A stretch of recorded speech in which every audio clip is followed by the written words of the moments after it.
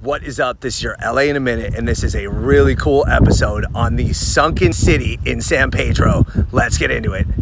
So in 1929, in this ritzy neighborhood of Point Fermin in San Pedro, there was a landslide that moved the ground as much as 11 inches per day, dumping these wood frame homes into the ocean. Along with the homes, they took a sidewalk and even a red rail car line. They had to demolish the remnants of the destroyed houses, and the ones that could be salvaged were moved to other parts of town. So let's back up a bit and figure out how this came to be in the first place. In the early 1920s, harbor area landowner George Peck began building some bungalows on 6 acres of land.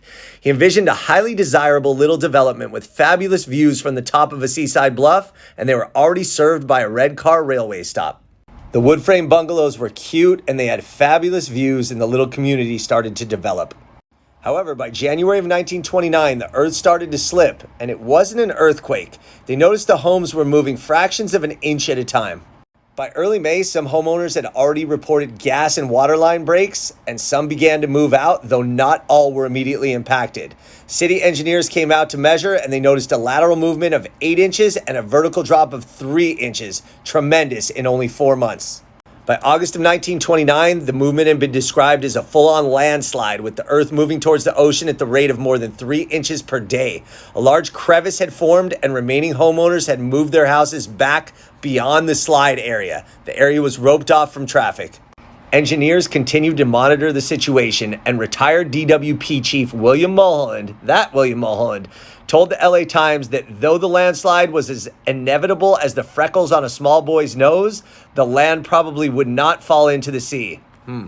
Subsequently, the land was abandoned, and an earthquake and flooding from storms in 1940, as well as another water main break in 1941, contributed to additional severe landslides, and the land was more unusable and mostly forgotten about. Not by teens and curiosity seekers who were drawn by its eerie appearance and spectacular bluff-top setting. It became known as Sunken City formally in the mid-'80s.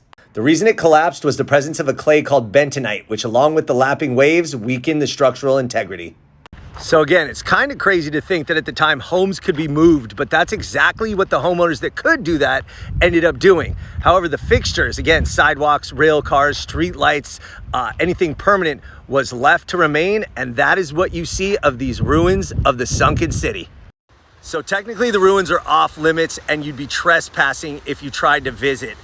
So I will not recommend a trip, but I definitely can say that those of you that are adventurous and industrious will be able to figure it out. I mean, who knew there were actual ruins here in Los Angeles? Well, that's the Sunken City. All right, LA, it's been a minute.